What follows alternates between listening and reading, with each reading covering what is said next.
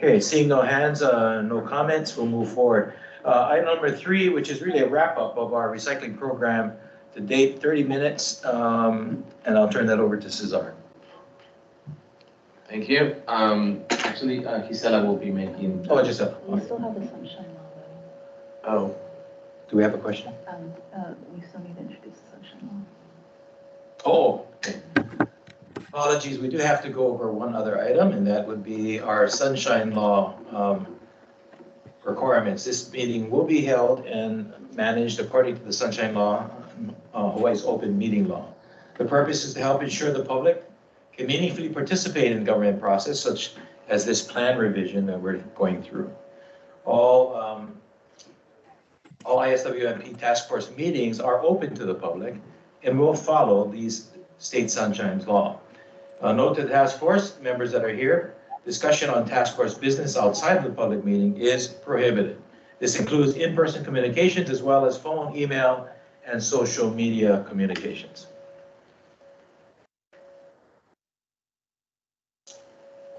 Anything else? Next slide. Next slide, please.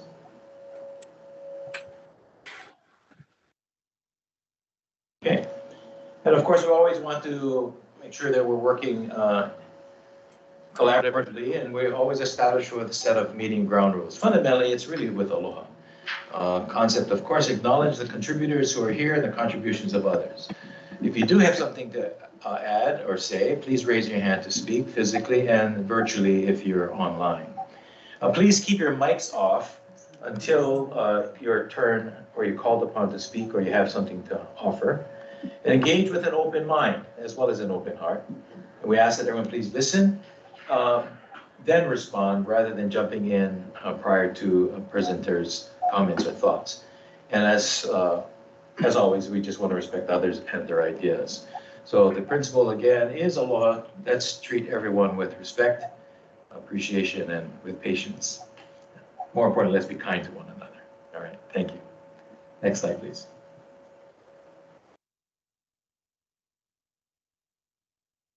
So I'm jumping back. I jumped over that. We had public comments. If there are any comments, now would be the time for us to share those. And this we're on the agenda again.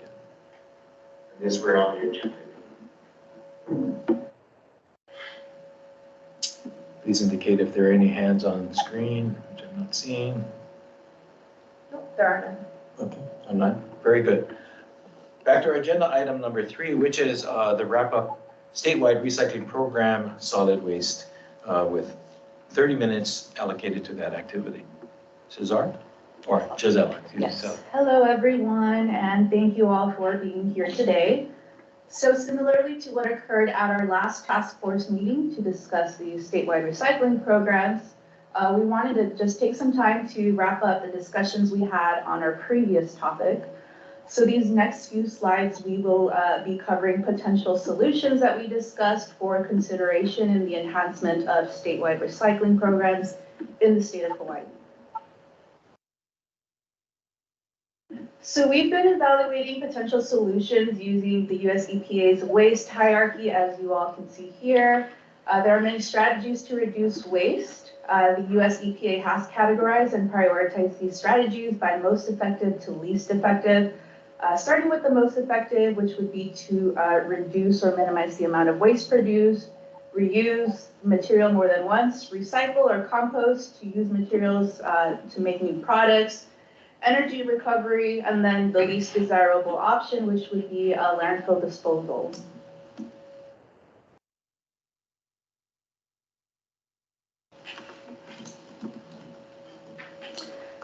Solid waste management stream, we identified, or actually the state identified some solution categories that they would like to focus on for consideration. So these solution categories include extended producer responsibility, which assigns producers responsibility for the end of life of products, as well as less wasteful alternatives or resource reduction alternatives. We also have government programs and subsidies, outreach and education opportunities, which could include social media campaigning and the development of informational resources. And lastly, we have free market solutions.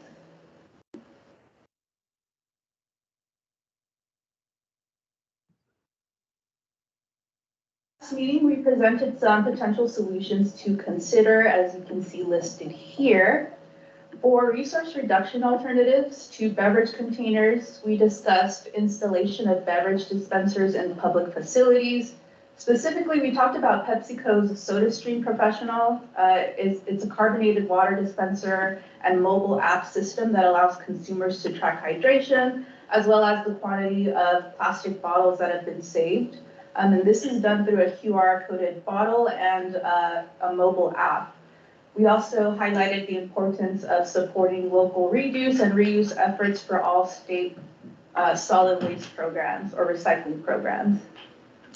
For programs and subsidies, in Honolulu, Chapter 9-1.11 requires city agencies to recycle glass through the city agency's recycling program.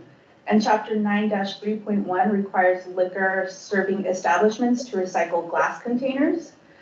So we discussed implementing these requirements statewide, which would increase the amount of recycled glass.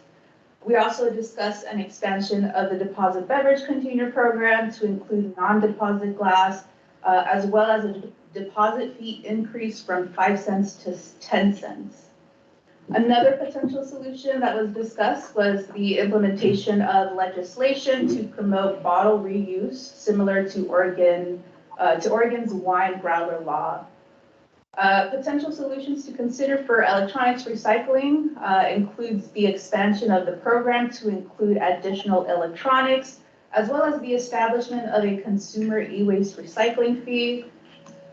For outreach and education, we highlighted the importance of collaborating with non-governmental organizations to organize collection events, as well as the importance to develop education and outreach collateral for each of the solid waste recycling programs. For free market solutions, we talked about Revive Glassworks, who uses glassware from recycled glass bottles, from Maui Recycling Services, which they receive from restaurants and hotels on the island. The recycled glass is repurposed into other items such as candles, bases, and storage containers. Based on the potential solutions that were presented at our last task force meeting, we received feedback from the task force and community members for additional solutions to be considered. For EPR, the importance of product manufacturing to extend the life cycle of electronics was discussed. For resource reduction alternatives, task force and community members highlighted the importance of prioritizing source reduction over recycling. We also talked about the implementation of a right to repair legislation for electronics, as well as the need to shift away from single-use plastics. For government programs and subsidies, we also highlighted the importance of pursuing funding opportunities to support recycling infrastructure, development, and equipment needs for all programs. Annual reporting for recycled deposit beverage containers was also discussed, as well as the need for an updated segregated rate study. We also received concurrence from the public and task force members regarding expansion of the deposit beverage container program and the electronics program to include additional materials, as well as raising the deposit fee for the High Five program. Another option that we discussed was the development of an app for the deposit beverage containers for additional curbside collection options. So for example, putting containers into a neighbor's bin if they have space. We also talked about evaluating EPR bills that promote reuse and funding towards recycling structure to see what can be implemented here in Hawaii. Regarding outreach and education, we discussed the importance of enhancing public outreach and education efforts to reduce contamination, as well as to inform the public on what materials each of the programs cover. We also discussed corporate education and partnership with nonprofits. And lastly, for free market solutions, we discussed the potential for repurposing redemption centers to collect additional valuable plastics. Thank you, Gisela. As always, following the presentation, we give everyone an opportunity to ask questions or make comments, which then will be followed by question and answers for our task force members. So our guest members of the public, please share your thoughts based on what you've just heard and experienced, or other things you want to bring to the table related to the topic today. But fundamentally, there's an overarching question that we posed to our task force and everyone else is, do you envision the purpose solutions as ones that are implementable in Hawaii? And equally important is, what challenges do you foresee, or do you have any other thoughts? So first is for public comment. So anyone joining us from the public today, if you have any thoughts, please raise your hand and we'll call upon you once we've acknowledged you. You may also leave a comment in the chat if you would like. Nothing? Very good.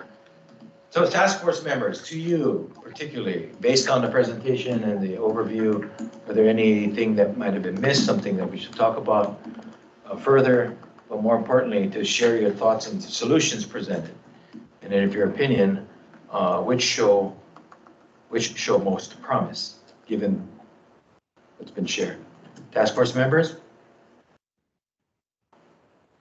Could call upon. Yes, Can we please. go back to those slides to take a look at them again?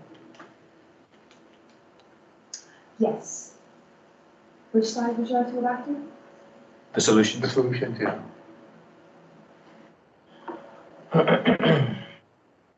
Sorry, the slides are just loading. This one? Yeah.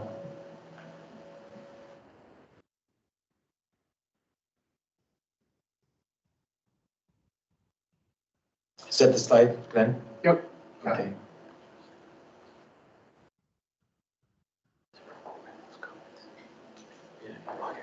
And then we do have a hand on mic. Do we have someone? Christine, we see your hand, but Glenn is thinking and we want to give him an opportunity to speak as well. No, go ahead. Oh, Yeah, let me- okay. I'll just- Then Christine. So first I have a question. That language, look into EPR bills that promote reuse and funding towards recycling infrastructure. I'm not really sure what that last part means. Funding towards recycling infrastructure. Could you explain what you mean by that? So at our last task force meeting, someone brought up an EPR bill, I believe it was 145A. That was allocating funding towards recycling infrastructure. And so we fit that under the government and programs and subsidy solution category. Okay, so I remember So that- talking about Senate Bill 1458, which is not promoting recycling infrastructure. It's specifically focused on reuse. Okay, so we can update that slide. Yeah, and I don't remember anybody talking about supporting recycling specifically or putting more investment into recycling infrastructure. The other thing I think is missing, I don't know exactly how you would capture it in a list of options, but Nicole Chatterson did a very good job of discussing how our approaches are framed and whether or not we're coming from a true waste reduction perspective. And we supported that. And so, yeah, it would be good in some way to see some sort of acknowledgement of that discussion, because I felt like that was very important. But that aside, definitely Recycle Hawaii. We want to support the expansion of the EPR, or the existing e-waste collection program for electronics, basically anything with a plug, and raising the deposit fee from 5 to 10 cents. It's a really good idea to expand the High Five program to include non-deposit glass, because we're looking at a steep reduction in plastic usage and production. So as there's less plastic in the economy to recycle, there will be more glass, but then also adding the non-deposit glass to that flow, materials flow, could be helpful to the mom and pop operations that are collecting High Fives.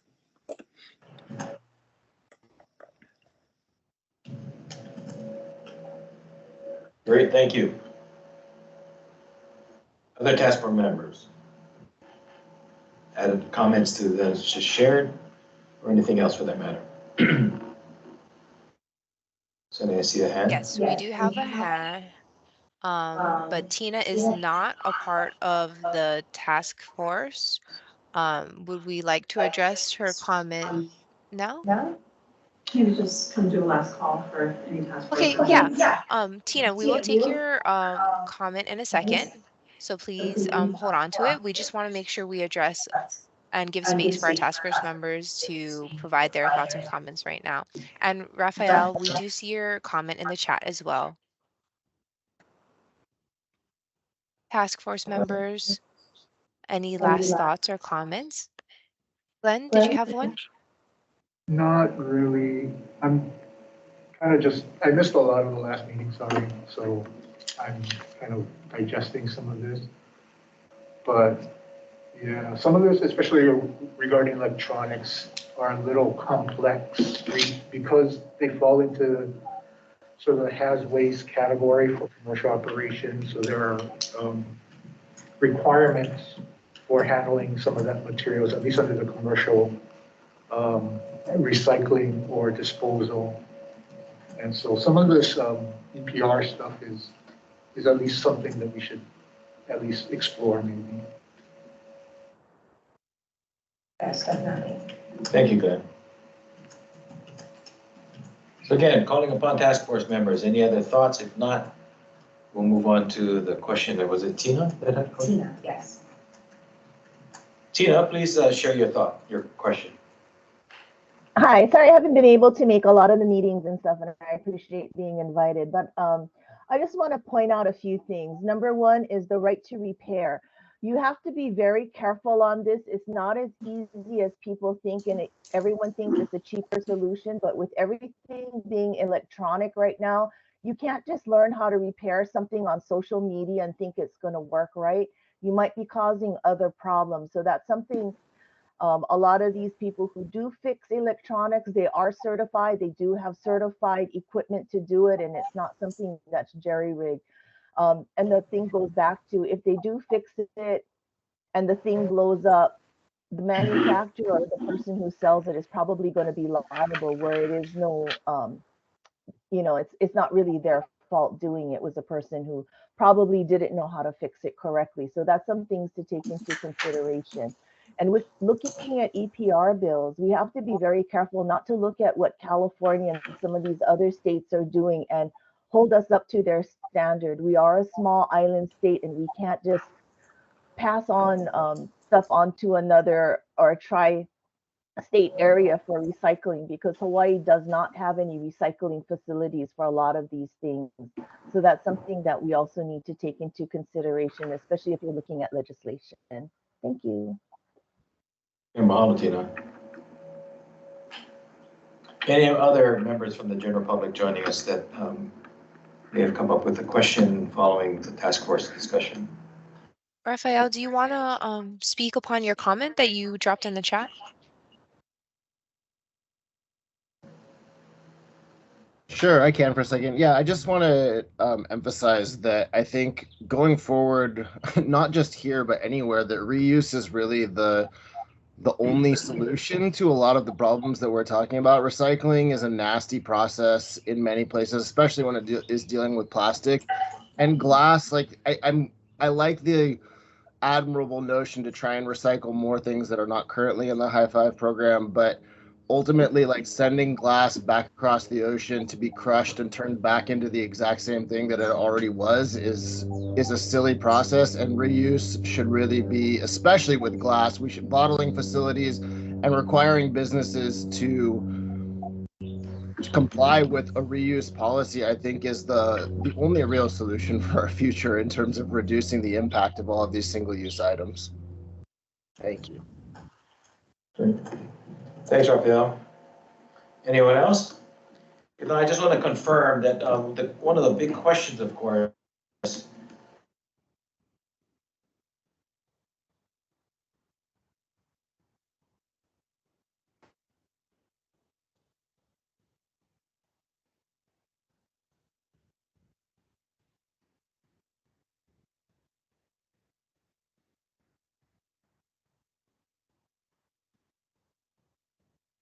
back online. Hi, folks online. I believe Ramsey just cut out. Can you still hear me? Okay, wonderful. Sorry, guys. The computer that the OWL is hooked up to just experienced a technical issue. So if you could just give us a moment to get that reconnected. And then we will continue on with our conversation. And I do see Craig has his hand raised. So once we get us reconnected, we will continue on with Craig's comment. Craig, and then we'll go to Christine after.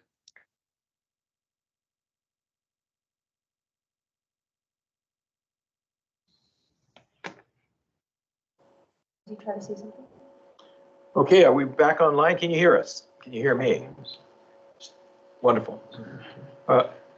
Before we were disconnected, the question really went back to the task force. We want to make sure we give everyone an opportunity to respond to the question at hand, which is which solution, if any, do you feel shows the most promise for our state? This would be the opportunity for us to at least pinpoint that. Your comments are well taken, but the question really has to do with the solutions offered, if there is one you think that would be most promising.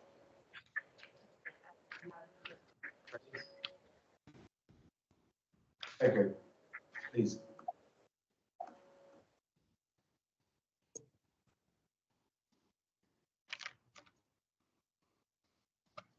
Who was that? Craig, you're muted if you're speaking to us. Okay. Yeah, so I thought this was because I missed the past meeting. So I just had questions and I guess comments about the curbside collection app. Would that be statewide or?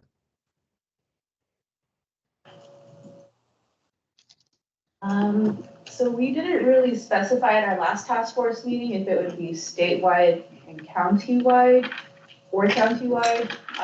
So it really just depends on, you know, what makes sense to implement in each region. So I would say, like, for example, Honolulu has options for recycling plastics and organics, but some of the other islands might not have, you know, more than one stream for collection. So the app might not be as feasible in those regions that don't have 2 or 3 container collection systems.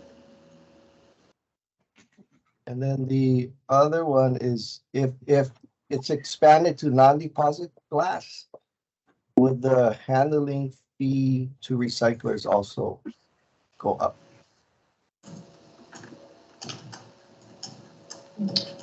Would that be another study?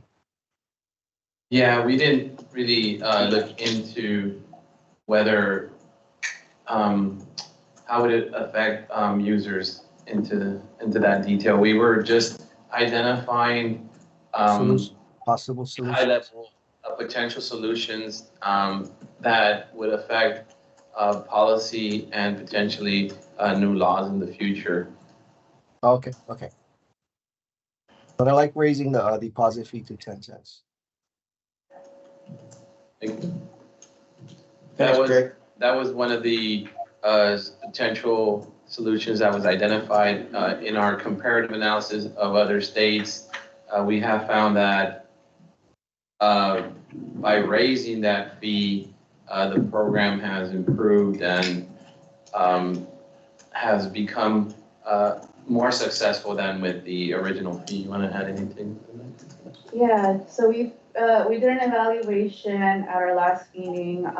We had a map, or actually it was a table that presented the different states that had deposit beverage container programs and what those fees were. And from what we saw, states that had 10 to 15 cents had higher redemption rates, which makes a lot of sense because, you know, people are more incentivized to turn in their containers for the extra 5 cents or 10 cents. Okay, thank you. Thank you. Thank you, Gisela. And we have Christine, and then Andrew, you'll be right after. So just to be clear, are you asking us to prioritize or highlight between the different categories? or solutions within each category? So helpful to you. Well, we present here the potential solutions. So we're seeking informational feedback from task force and the public so that we could then reflect those potential solutions that I guess receive the majority of the support. And those potential solutions could be reflected eventually in the updated integrated solid waste management plan. No, I As you know, understand that. That's not exactly my question. For instance, are you asking us to choose extended producer responsibility over resource reduction alternatives? Or are you asking No. us to look at what's listed under resource reduction alternatives and say, oh, under those, this is the one we like best?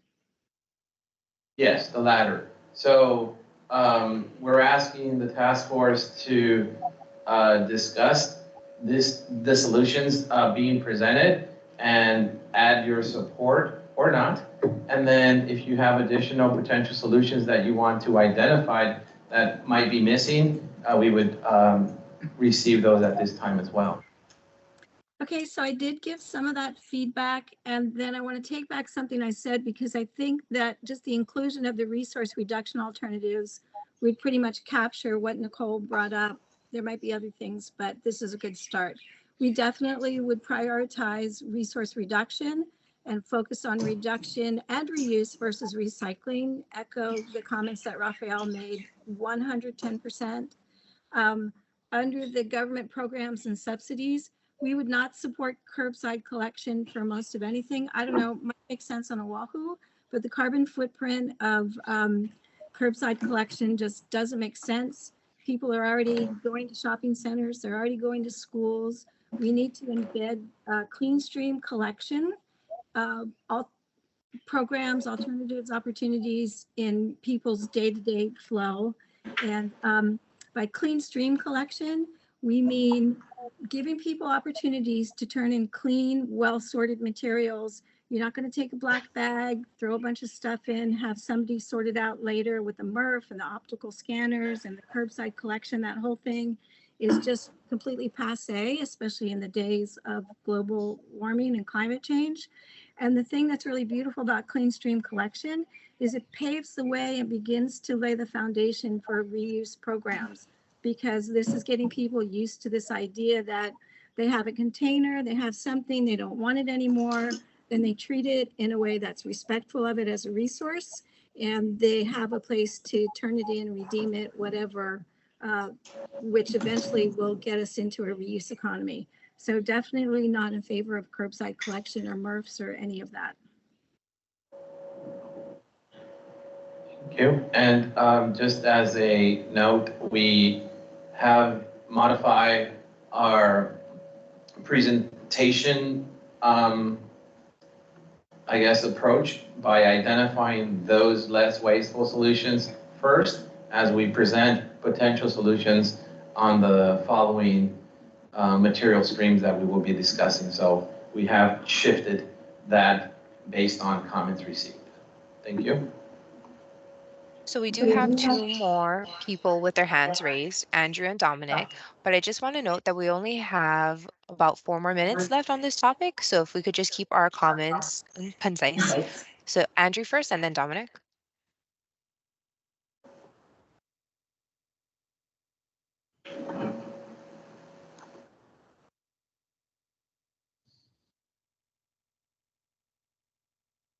Is he muted?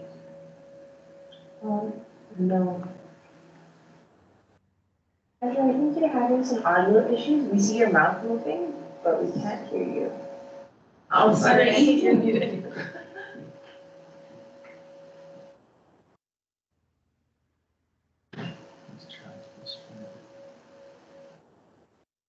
No, not now. Chat? Do you want to drop it in the chat? Okay, awesome. We can also circle back to you after Dominic. So Dominic, do you want to go first? And then maybe Andrew, you can figure out your headset. Hi, Dana. This is Dominic, and just wanted to have a comment regarding the ADF and the non-deposit glass. I know that the city is the one that funds that. Well, the state funds the city, and the city is the one that rolls out the program for the ADF. And I was just curious if recycling the non-deposit glass is, a priority. Why would, I'm not too sure why they would put it into the deposit program when there's already a program, and maybe the solution would just be to fund the city to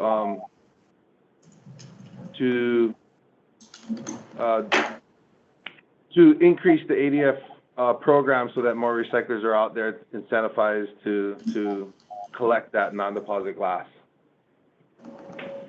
Just a comment. Thank you, Dominic. Go ahead. I have a top three. Very important for me is the durability of products. That's a major issue. There's a kind of running joke that they don't make these products like they used to, especially, we're talking electronics here, but also vehicles and appliances. They don't make them like they used to. They don't last 10 years. They last shorter and shorter time frames. Many of these products have built-in obsolescence, which is an issue that I personally feel that manufacturers should be held more responsible, more accountable for built-in obsolescence. So durability would be my number one. The other two that I really like, kind of the low-hanging fruit for me, is expanding the electronics recycling program. On the city side, we're looking at adding more collection and drop-off options for the public who have these devices. And then the other one that we really like to see is raising the deposit fee. We also see the flip side where it also provides a deterrent for consumers to buy all these bottles. And I know, personally speaking, I've had great running conversation with my family at home about there is a kind of a sticker shock when you go to the store and buy a 12-pack, 18-pack, 24-pack, and then the bill has that the bottle fee. So if that were raised, that would provide a deterrent or a kind of counter incentive for consumers to make different choices, make different decisions. Excellent. Thank you for that. Are there any other hands? If not, move forward with the topic of the day, which is really about organics. Oh, one more? Four more? Yeah. Oh, okay. Yeah. Morning, everybody. Thanks for all the participation. I just wanted to maybe offer a couple of comments to some of the comments, follow-on comments to the comments that you folks have offered. So first for, I think like Craig and Dominic, recognize that there's a lot of details that would, that would be entailed in implementing any of these recommendations. So just, circling back to Cesar's comment that, these are high-level policy level recommendations, and, if and when it comes to the point where we pursue any of those, that, it'll obviously entail, a whole process in itself to work out all those details and stuff. So, and then, and that's like, and that's helpful for this process too, like, you folks pointing out some of the big questions that would need to be answered. For example, Dominic, on combining ADF and DBC programs, right? So, and then secondly, I wanted to circle back to Christine and your questions, comments on prioritizing the recommendations. So, yeah, I guess we're looking for prioritization, but, and I'll clarify and work with the team also, but, I don't want to lose any detail. So even though we're prioritizing, I want to have, all the recommendations that that comes in from the task force and the public, documented. So, just to address that. Thank you. Okay. Sally, taking your lead, anyone else? No. Okay, thank you all for your comments and thoughts. We'll move forward with our item number 4 on our agenda, Introduction to Organics. We've allotted 20 minutes for that time. During that time, there will be discussion of the problem statement, followed by an opportunity for the public feedback once again, and then direct feedback from our task force members. So turning this over to Tetra Tech. Alrighty, thank you, Ramsey. So we will now be transitioning over to our next topic for today, which is organics. Sorry, just give the slides a moment.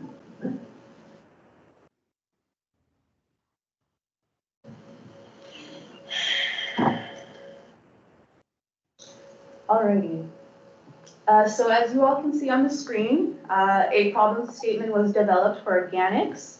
The problem statement can also be found in the meeting agenda if you would like to go back and review in greater detail.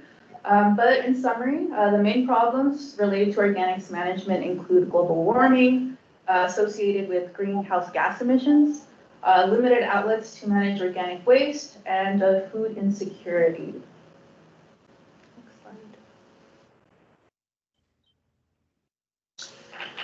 So for organic waste diversion drivers, the Hawaii 2050 Sustainability Plan identifies specific goals to establish long-term plans for Hawaii's sustainable future. In this plan, the state identifies focus areas for the next decade, including greenhouse gas emissions reduction. The plan was published in 2008 and was last updated in 2018. Hawaii Revised Statutes 342B-71 established a statewide greenhouse gas emissions cap to be equal to or below the level of the statewide greenhouse gas emissions in 1990 by the year 2020.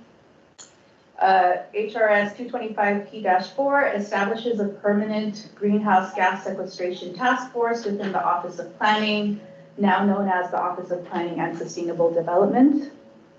HRS 225P-5 establishes a statewide target to sequester more atmospheric carbon and greenhouse gases than emitted within the state as quickly as practical, but no later than 2045.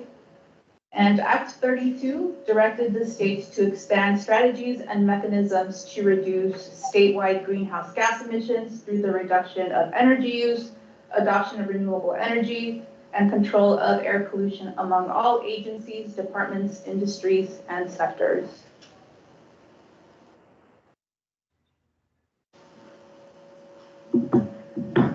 So to continue the discussion, HRS Chapter 342G-1 establishes the definition for composting. Hawaii Administrative Rules 11-58.1-65 requires solid waste disposal facilities to develop a plan to ban source-separated green waste from entering the disposal facility. The plan must also meet a 75% diversion rate for all commercially generated green waste and 50% for residential green waste. And HRS 145D states that any donor of food products who in good faith donates the food for use or distribution by a charitable, religious, or nonprofit organization to those in need shall not be liable for any civil damages or criminal penalties for any injuries or illnesses with certain exceptions.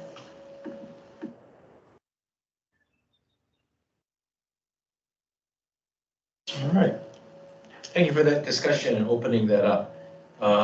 We are at that moment where our guests and members joining the call today, if you have any thoughts, if you have any additional problems associated with organic management in Hawaii, now's the opportunity to share that with us.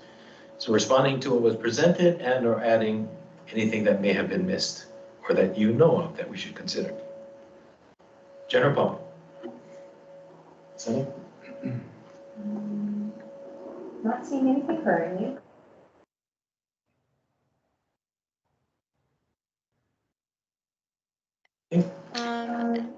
Any thoughts, comments, questions? Should this be in general? No, I'm not seeing anything currently. Wonderful. Let's move on then. Let's direct this section to our task force members. Task force members. Your feedback, please, based on what was presented in our discussion, knowing that we will be following up with potential solutions.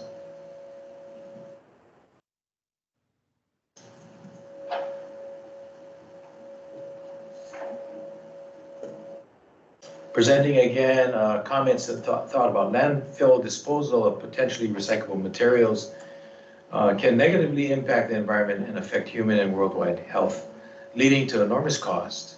Task force members, please share your thoughts on this particular statement. A problem statement, I should say.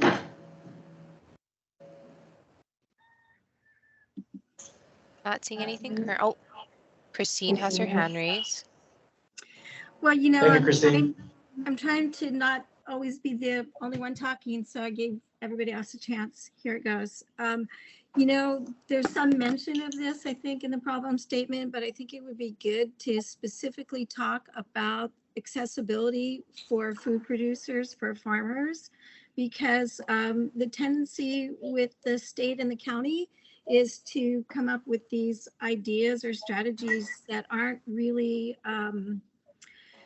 solutions for those kinds of people. So I think moving forward, whenever we talk about organic waste and how we're going to process it, from the very beginning, farmers, food producers should be there, and their needs should be given priority in terms of siting locations, in terms of what kind of regulations, in terms of volume of materials that's going to be categorized maybe into different levels of regulatory schemes.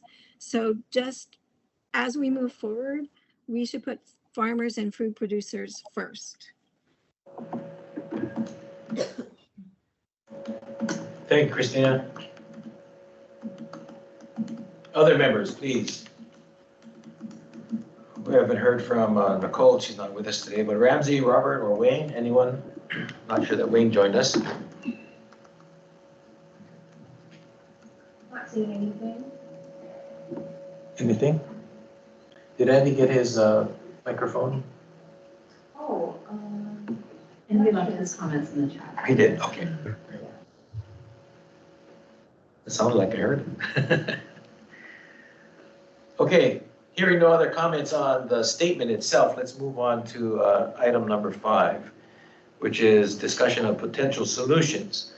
We've allotted 35 minutes for that period, and I once again turn this over to Tetra Tech. Thank you, Ramsey. So we'll be starting off the potential solutions with a quick video. So Sonia, if you want to pull that up.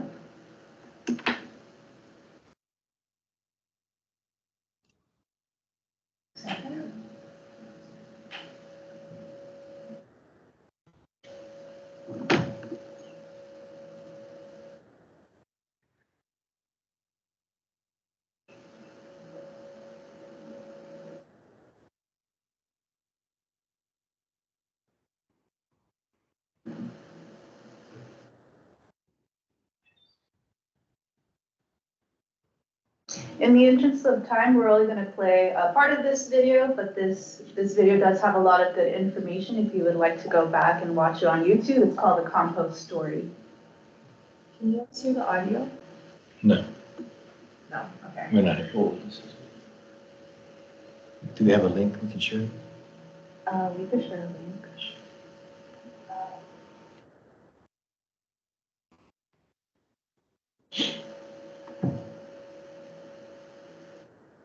System our future depends on. To table, to compost, to and toxic chemicals. Imagine a farm to table to compost to farm system. This is the regenerative system our future depends on. And doing it at home is easier than you think. You can't at home? Use your green bin. If you for some reason don't have a green bin, request one from your city.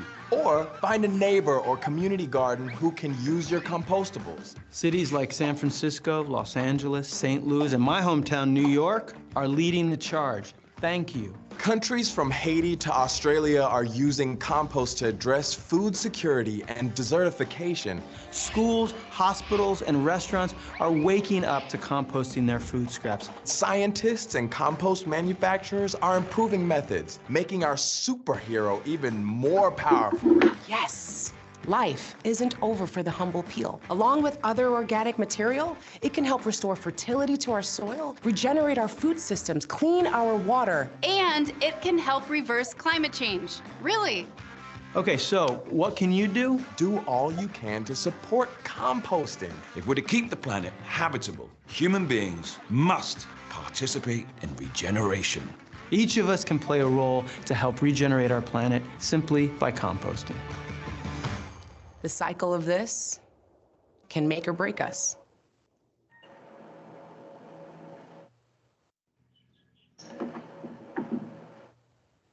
Righty.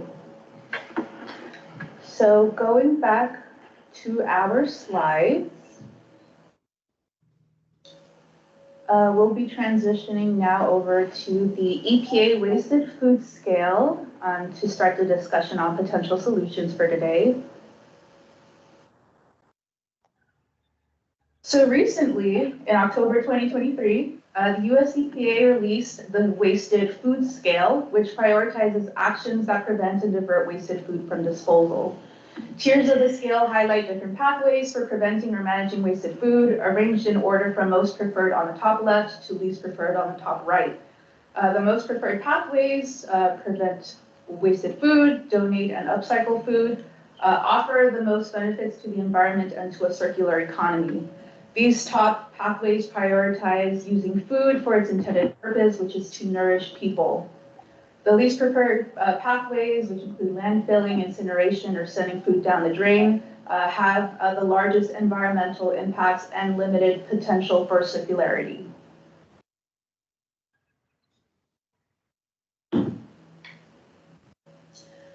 So there's currently no nationwide organics disposal ban implemented in the states. Although it's not being federally regulated, some states and local governments have established organic waste disposal bans, as you can see here on the map. So 25 states have implemented their own organics disposal bans. 17 of those states have yard debris bans. 4 states have yard debris bans with exception for landfills and gas collection systems. 9 states have food scraps collection mandates or legislation, and 1 state has organics diversion requirements.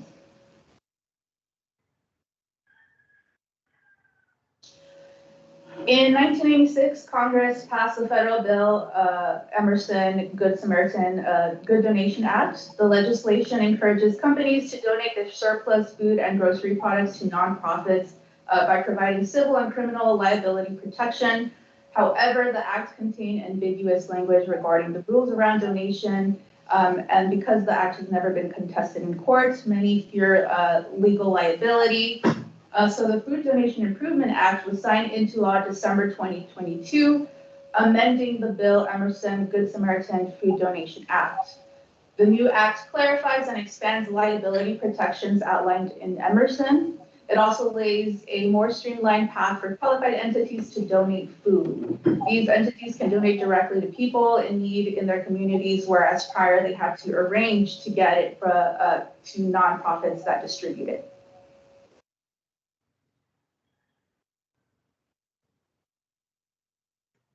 So now we'll be hearing from our speakers. We have 3 speakers today.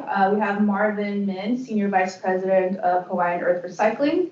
We also have Sean Anderson and Greg Williams, co-founders of Full Circle Farm. So we'll be starting with Marvin.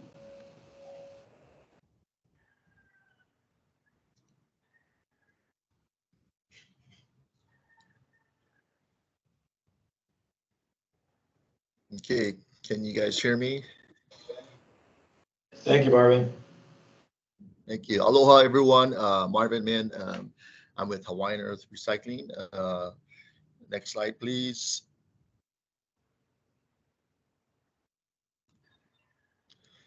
Just a little bit about the company at Hawaiian Earth. We are the state's largest green waste recycling company in Hawaii since 1993. We are celebrating our 30th anniversary here. We recycle over 140,000 tons each year of green waste, food waste, logs, and untreated wood pallets, and we're turning them into a soil amendment that we put back into our ground. We're also making erosion control products that you see at construction sites and storm drains throughout Hawaii. Since our inception, we have diverted over 2.6 million tons of green waste, food waste, logs, and untreated wood pallets from our landfills and incinerated at H-Power. And just to give you a visual of how much we recycle, we average about 27 40-foot shipping containers each day. Next slide. We are located at 6 locations, 3 on Oahu at the Campbell Industrial Park, Waihiwa, which is our main facility, as well as on the windward side of Oahu at Waimanalo. We are also located on 3 county sites on the Big Island, which is the Hilo location, Kealakehi in Kona, as well as the Waikoloa location. Next slide. I want to talk a little bit about the Big Island, County of Hawaii's organic facility. And, you know, I've been across the world through Europe, Asia, and across the United States, and talking to our customers as well, and basically telling us that we have the best mulch in the world. And let me just tell you folks a little bit about the Big Island. As far as contamination, we all know that plastics are a big part of contamination in any green waste recycling facility. But however, the people of the county of Hawaii, they get it. They're very, very akamai, as well as thoughtful of what they put into their dispose of at the green waste facilities, as well as the transfer sites throughout the county. In fact, I've seen a lady who scolded a landscaper for throwing his plastic bottle out of his landscape truck while being disposed, and say, "Hey, young man, pick up that plastic bottle." And so everyone's watching out for each other. You know, I think education and outreach of contamination and also our mulch demand on the east side and the west side of the island is very, very powerful. North side of the island, they have yet to pick up this crazy frenzy of mulch, and primarily due to the many people in these areas working 2-3 jobs. They're working at the resort areas, as well as farming, as well as some other jobs, just to make ends meet. And I want to talk a little bit about the Big Island's free mulch residential program offered at these 3 sites. Just this past Saturday, as an example, out in Hilo, we had over 300 customers come up to pick up their free mulch in Hilo. And that line of vehicles is about, it's over 2 miles long. And again, the product, the use of people putting the mulch back into their soils, it's just a frenzy there. Our gates open at 7 a.m. and they're already in line at 3 o'clock in the morning. Next slide. We've seen the EPA hierarchy on source reduction, et cetera. But what I want to focus here on this information is by the year 2050, our world's population will hit 9 billion people. And by then, food production must be increased by 70% from today's level to meet this demand. Next slide. Some of the challenge that we've seen across the state on every island is illegal dumping. In the state of Hawaii, the Department of Health has a notice to all these illegal sites or dumpers that you know, there are fines. Anything between 1 yard to 10 yards, you know, you may be subject to $10,000 to $25,000 a day. And knowingly disposing of anything over 10 yards will also put you in a Class C felony for this type of disposal. And we've seen and heard of haulers and landscapers doing this. They're actually charging the customer for the disposal fee, but instead of taking it to the permitted sites, they're dumping it in the bushes or private property or in the gulches, and pocketing those fees from their customers. And part of the big root cause of the spread of invasive species is because of a lot of the illegal dumping sites across the state. I mean, we're hearing about this every single day, about CRB, little fire ants, all these different types of species and weed seeds that's been spreading across the state. And again, a lot of it is due from the root cause of illegal dump sites. It also imposes fire risks, as we all know. Green waste is flammable, and you generate a lot of heat, especially after a rainy or humid season. But also the big challenges, I think, and it's important to all of us, is stormwater and leachate impacts, making sure that none of this contaminated water or leachate goes into our streams or drinking water, etc. And one of the challenges, I think, we heard earlier from Tetra Tech about we do have, the state of Hawaii has a minimum food waste diversion and recycling. Education is getting there. We see a lot more education about reuse and reduction, but the diversion for every landfill across the state, I think that's one of the challenges of what to do, etc. Next slide.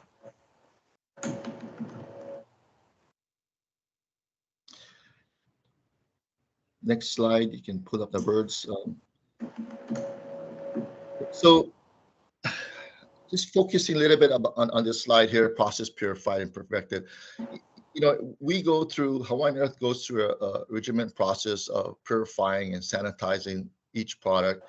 As you hear about spread of invasive species through mulch or through compost, our process of maintaining a temperature of 131 degrees each and every day through this process called PFRP. It's a process to further reduce pathogens, which basically kills E. coli, fecal coliform, and salmonella, as well as all these other types of invasive species that may be present in the greenways when they dispose of it. And so this process is maintained and very strict internal process for us, where we have a chain of custody of every single product that comes in, including the born date, the age, until we distribute the product, taking daily temperatures in 3 sections of our windrows, etc. So all of this is really important in order to reach this purification process. Next slide. Last year, the Hawaii Invasive Species Council awarded Hawaiian Earth as the Outstanding Business Leader, which was presented by the State Senate and House of Representatives. And again, what we try and do is mitigate and control any spread of invasive species throughout the state of Hawaii. Doing the invasive species control is important not only to us but also to the industry, and we want to make sure that we have compost as a good name throughout Hawaii. Next slide. This is some of our slides of the benefits of compost. I think most of us know about the benefits of using compost and putting it back into our aina. And I know I sent about 10 more other slides of the different benefits, but due to time elements, etc. But I think, again, most of you folks already know the benefits. Next slide.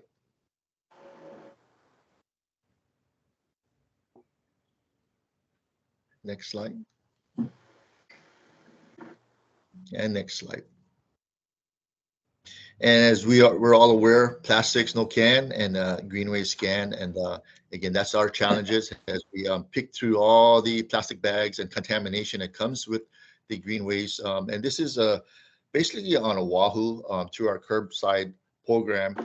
But we're going to get there. I think with education and outreach and partnership with the city of Honolulu, right now we're physically picking out all the contamination, opening up each bag, taking out the green waste, and dispose of just the plastics are, it's a big process for us, along with equipment and machinery that vacuums and sucks out the final plastics towards the end. Next slide. That's all I have. Thank you very much. Thank you for having me. Marvin? Thank you, Marvin.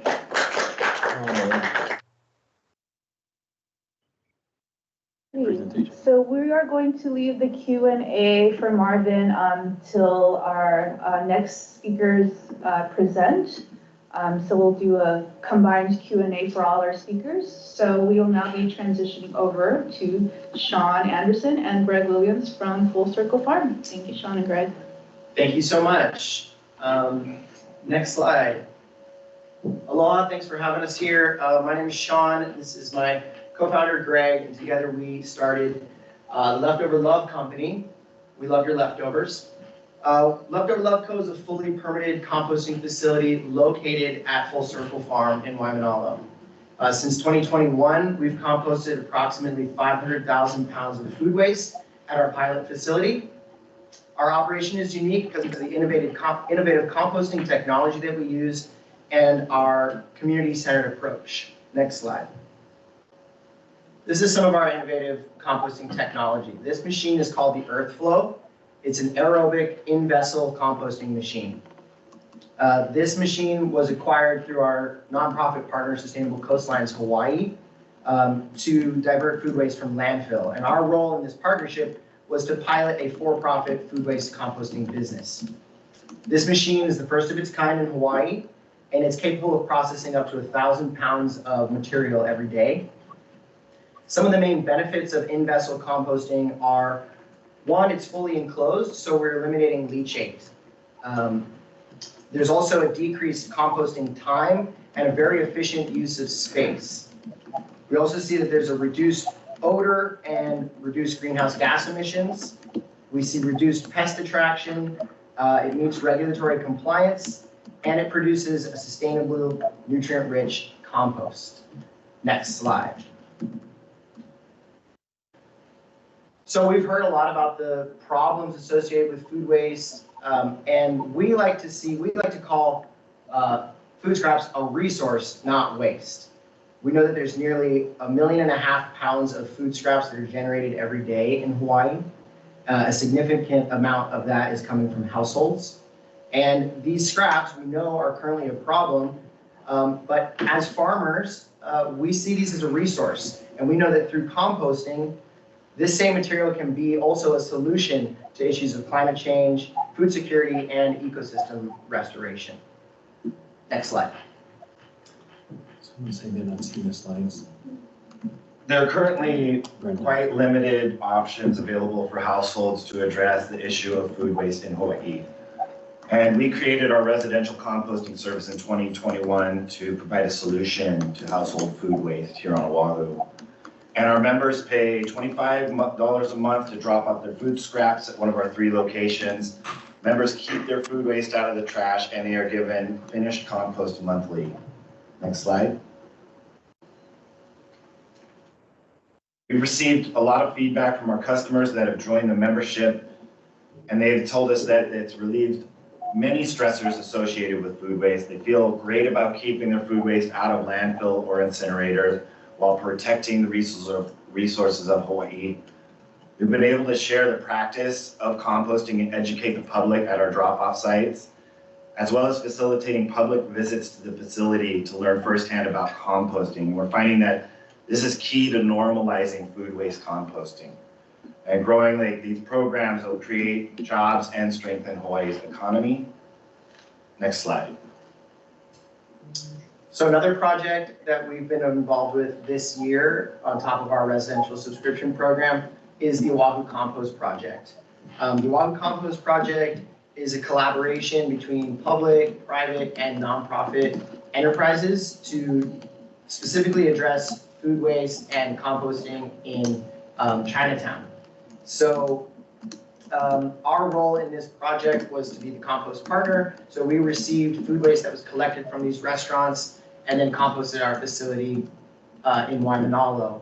One of the really beautiful things about this project that we were happy to be a part of is Aloha Harvest was able to also rescue edible food from these same restaurants to support their efforts in addressing food security. Next slide.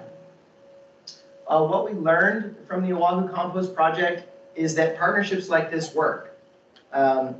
We saw each organization play their role well, and we all really benefited from working together.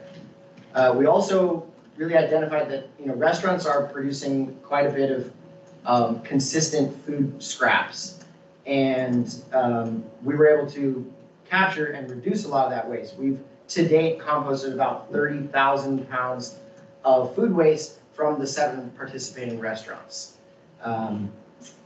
We feel like this project really helped raise awareness about food insecurity, food waste, and composting. And we think there's a lot of potential for projects like this to expand and might be well suited for existing food waste haulers and larger composting facilities like Hawaiian Earth.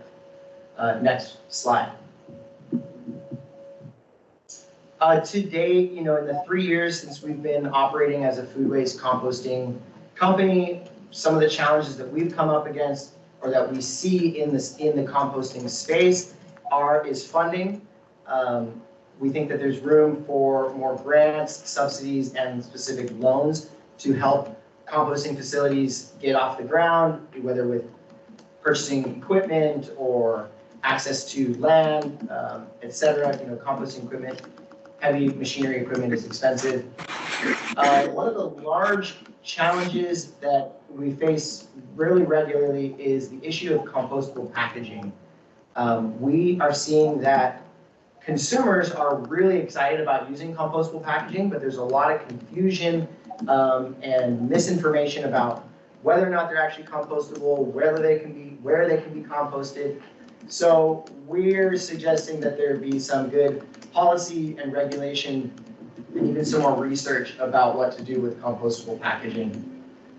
Broadly speaking too, we see a greater need for just a broader outreach and education program, statewide programs educating the people about the benefits of composting, the importance of keeping food waste out of landfill, to help people engage with composting. Next slide. Our vision of the future is a decentralized, community-centered approach. And we see a need for reduction of food waste. We see a need for healthier soils, which lead to healthier seas.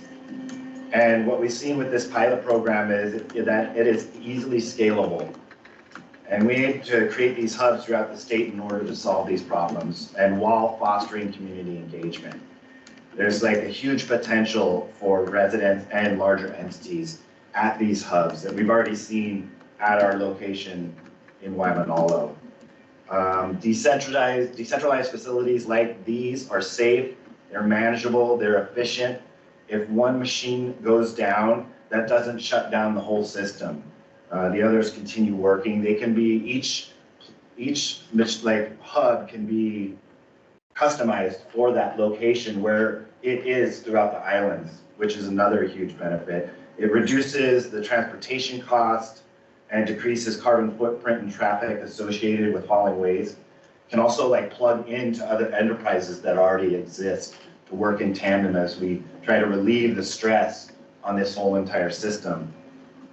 We see a potential to create a network of e-vehicles to do a possible roadside pickup service. And as technology can continue to advance, as Marvin was saying, the process of composting creates about 130 degrees temperature, which is heat energy.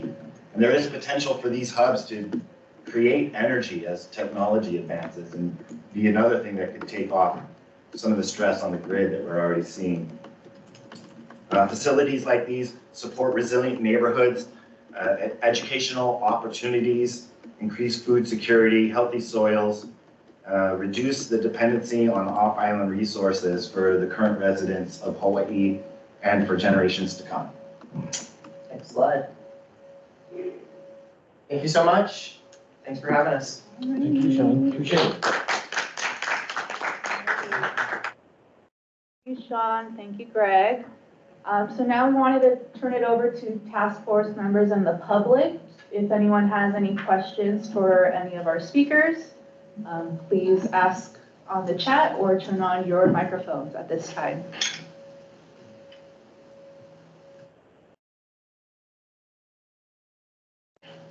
Yes, I see a hand from Brenda.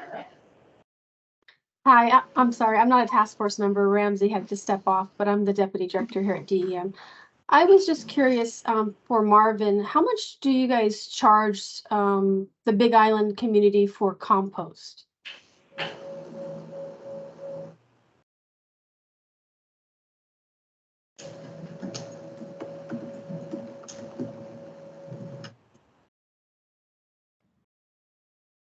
Hi, Brenda. Yeah, I was just trying to unmute myself, but yeah, currently we're shipping compost from Oahu to the Big Island. It's anywhere between $250 to $300 a yard. Primary shipping, transportation, obviously that cost really increases the total cost on the Big Island or any island.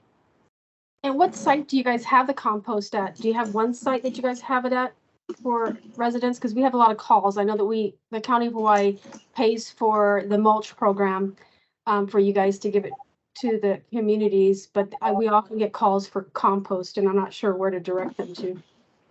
Well, we have private companies that purchases in bulk from us, Brenda, and primarily on the Kona side where the demand there is high, etc. So there's several large landscapers that purchase in bulk, maybe up to 500 yards or 1,000 yards a year from us. So, and I'm more than happy to share that with you. Thank you.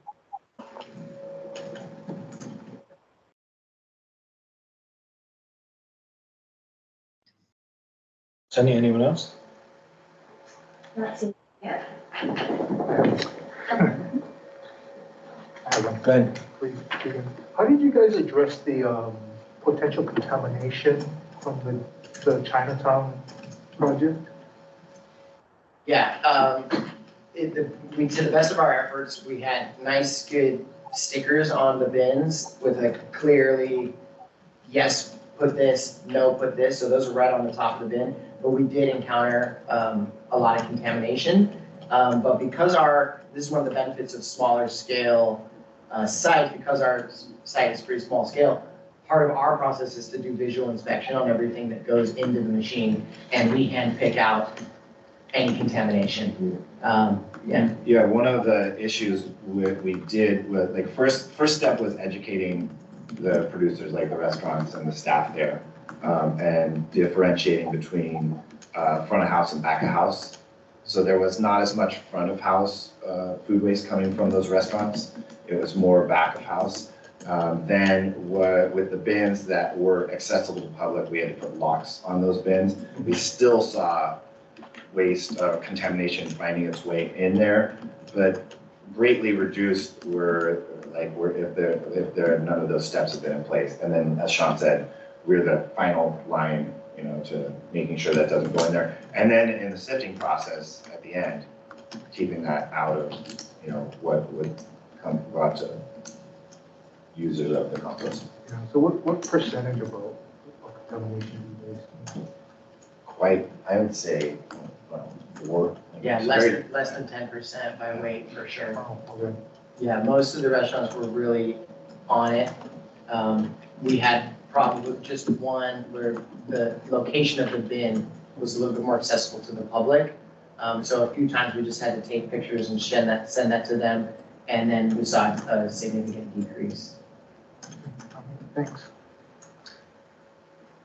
And for those who may not have been able to hear the question was what percentage of the scraps that they received were contaminated? And we have 2 hands raised in the audience. We'll go first with Christine and then go with Andrew after. Okay, so first of all, thank you so very much to Full Circle and Hawaiian Earth Recycling. The work that you're doing in our state is just like some of the most important work that's being done out there for our environment and for our climate. And I've been to the facility at Hawaiian Earth Recycling. It's so impressive. You know, the one in Hilo where you're actually growing kalo and growing food there on site. Wow, I was just blown away when I saw that. And we brought our Pacific Island fellow from Tonga, and now she is just full bore, want to do the exact same thing in Tonga as a result of that. But I do have some questions about that, and that is, you know, when you say you have 300 customers in a 2-mile long queue, that's really a lot of emissions, greenhouse gas emissions going out into the environment. And I'm really concerned about that, like what could possibly be done to eliminate some of that. You know, it's the emissions themselves, but it just also goes towards normalizing this idea that you're going to sit in your car with it running on your cell phone for hours on end. And I think there's some solutions to be had with, again, this small scale distributed system. So I see that Hawaiian Earth Recycling has so much mana'o and long-term experience in the way you handle the materials, that if there's some kind of sort of hybrid collaboration between what the farm folks want to do and what you do, I think that would just be ideal. And then for the state, I don't know if you're tracking this climate pollution reduction grant award opportunity, but it's a big opportunity again for our state, funding coming from the EPA. And materials management, the kinds of things that we're talking about right now, is definitely eligible for funding through this. It's going to be like around a $4 billion pot of money that gets divvied up nationwide. We've heard that California is not even going to try to get any projects around material management, so that we're in Region 9 with them really opens up opportunities for us here in Hawaii. So I'd like to encourage GOH and the different partners on this call to seriously consider putting forward some kind of application. The timeline is really tight, but I think it would be worth it. And then finally, you showed that film, the clip from that video. The same people that did Kiss the Ground, they've just done a new film. It's called Common Ground. And we're in a position to get that shown statewide. So I'd like to ask Department of Health if you could possibly partner with the people promoting the film to have a showing at the state capitol, maybe at the governor's mansion. It really goes to all of these issues that we're talking about around climate and organic waste.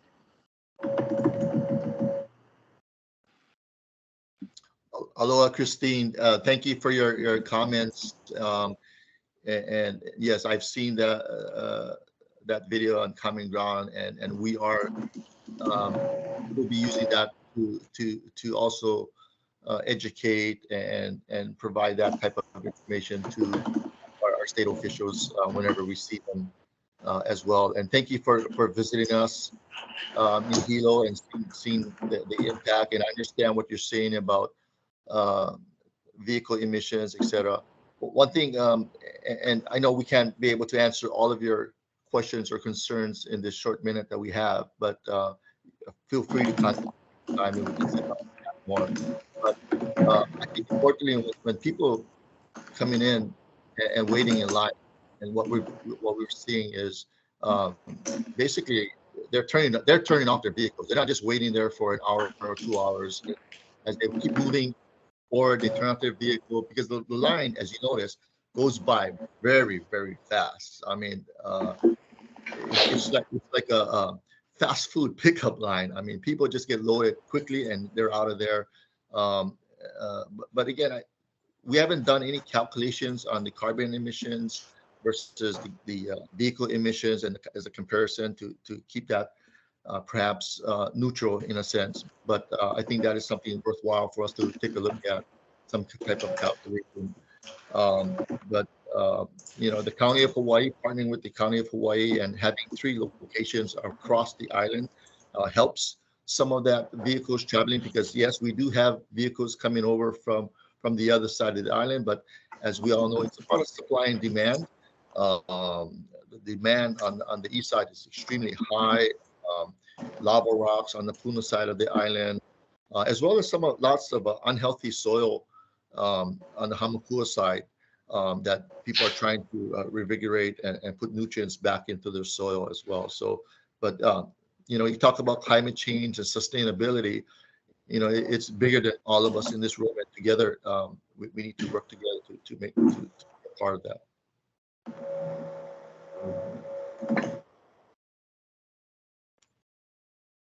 Quite well taken. Thank you so much. Any other hands? Comments? Yes, Andrew? Andrew? First, can you hear me? Can. All right, got that fixed. All right. So first, thank you for the presentations. Secondly, for both composters, I was curious if you accept compostable servicewares. And then also for Full Circle Solutions, I was curious what they might use as a woody amendment for their composting process, and also wondering if the drop-off sites need to be permitted through the state.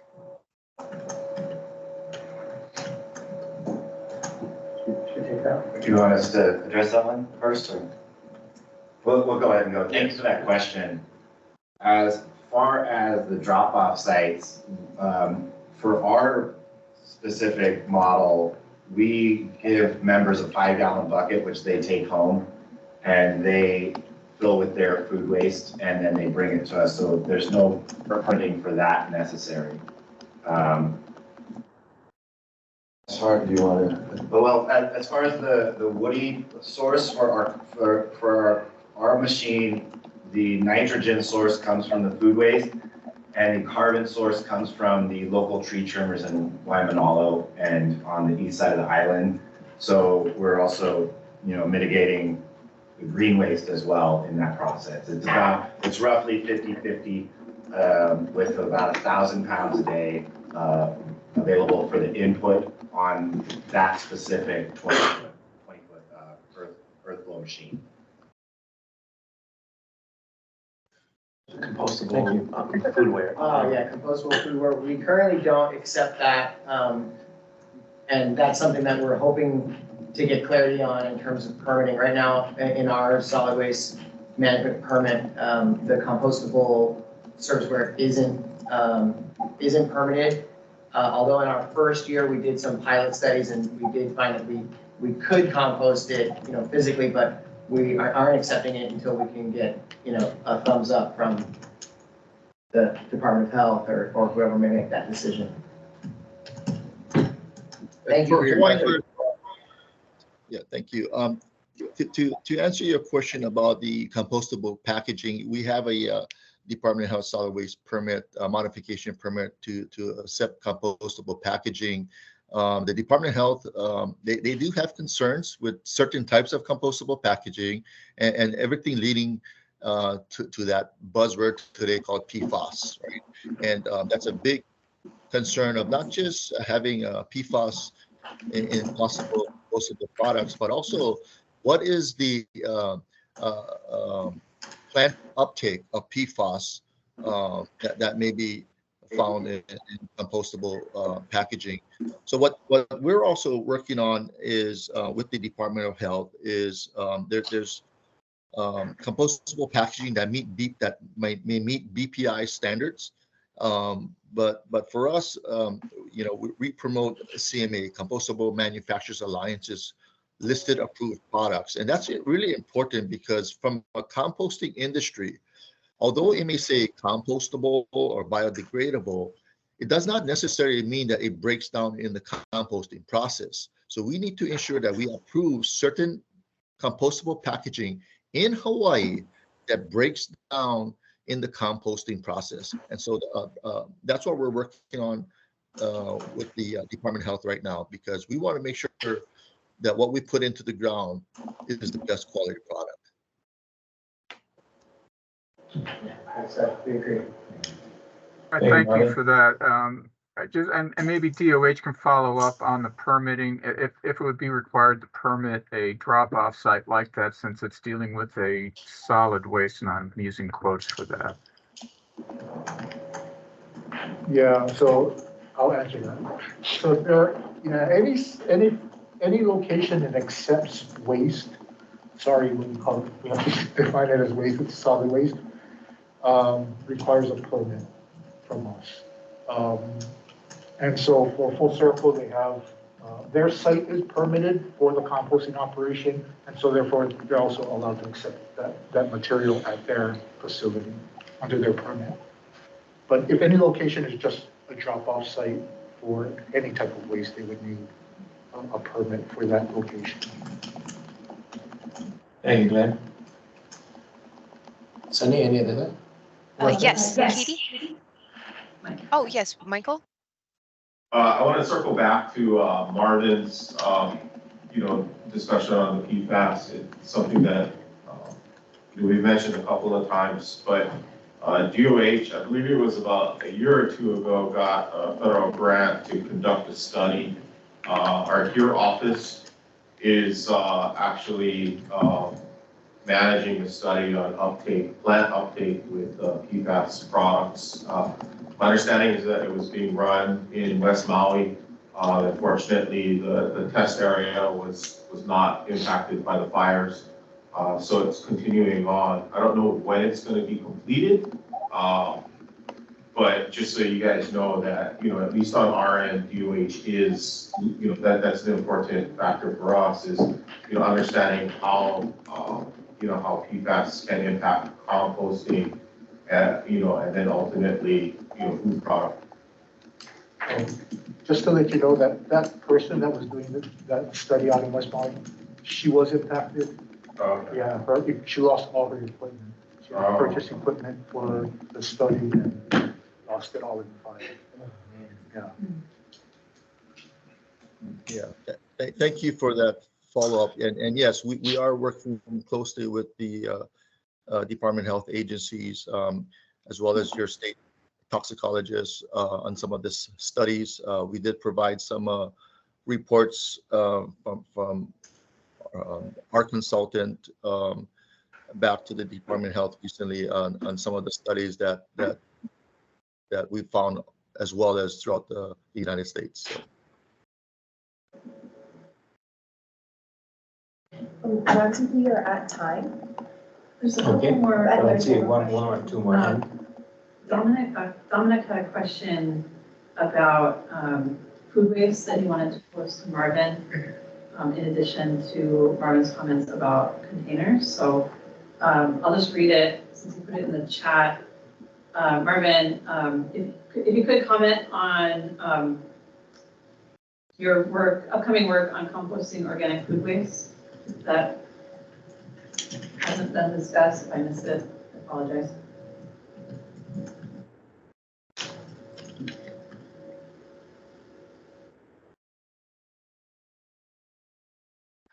Marvin, were you able to hear the question? No, it was muffled. Sorry. Okay, yes, we'll repeat it. So the question was posed in the chat by Dominic, and I'll read it for you now. 1 second.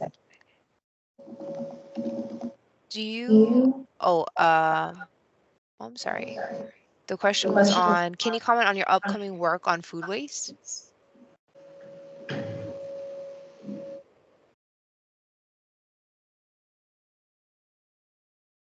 Can you comment on your upcoming work on composting organic food waste as well as biodegradable container recycling in the Honolulu Curbside Program? Yes, so currently we're permitted for pre-consumer food waste. So any food waste before it touches your mouth, basically we compost and we're permitted for. We are not permitted to accept compostable packaging yet. Our permit is in for modification to accept compostable packaging, and until everyone feels comfortable with some of the procedures and types of compostable packaging allowed, then we would be moving forward with that as well.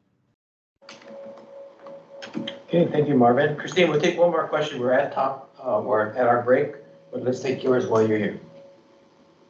So I wonder, who's thinking of either of these two entities or Department of Health about cardboard? We've been doing a lot of work on our island with shredding cardboard, double shredding it for animal bedding, also working with box board. We did a lot of that work under the Hawaii County Build Back Better grant, and we're finding very favorable results.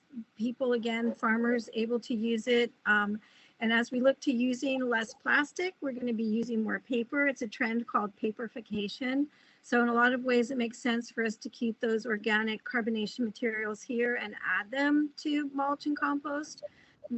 Very high demand for that. So who's thinking about that? And is there a way to get DOH behind that trend?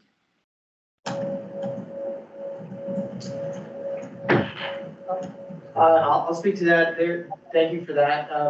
Yeah, cardboard can be a great carbon source in composting. We currently do accept cardboard and are permitted to accept cardboard. And cardboard shredding definitely makes that process easier. I know that Sustainable Coastlines Hawaii here on Oahu, I think, is in the process of acquiring one of those cardboard shredders. And we look forward to working with them to compost cardboard. And I think for DOH, our only concern, and I think what we looked at in the permit to Full Circle was, the glues that might be used and any ink that might be on cardboard that could introduce any contamination or contaminants into the compost. Right. Thank you. I think to meet that, we do get a special soil test for testing for heavy metals as well because of cardboard. Thanks, Sean. Thank you, Glenn. Appreciate all the questions and comments. We're at the portion of our agenda. We're going to take a 10-minute break. We ask all to return about 10:15, and we'll resume with comparative analysis, both here and on the continent. Right? 10-minute break, please. Thank you. We had a restful, stretchy break. Thank you for staying with us and your engagement on this topic. We will continue on, and our next segment will be on comparative analysis. Alrighty, thank you, Sunny. So as Sunny mentioned, we'll now be transitioning into the comparative analysis of other states with organics management programs. So beginning with a discussion of the current baseline conditions in Hawaii. So it's important to continue supporting local reduce and reuse alternatives such as pig farms, backyard composting, and edible food recovery for food donation. In the state of California, SB 1383 requires that by 2025, California will recover 20% of edible food that would otherwise be sent to landfills to reduce food waste and help address food insecurity. This law also requires jurisdictions to establish food recovery programs and strengthen their existing food recovery networks. Food donors must arrange to recover the maximum amount of their edible food that would otherwise go to landfills. Food recovery organizations and services that participate in SB 1383 must also maintain records. Next slide.